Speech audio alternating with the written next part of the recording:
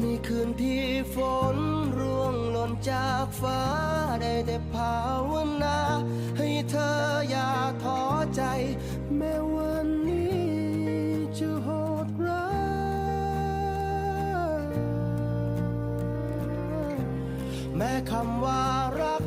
ยังกัดกินใจแต่อีกบ่นานเท่าไรเธอต้องไป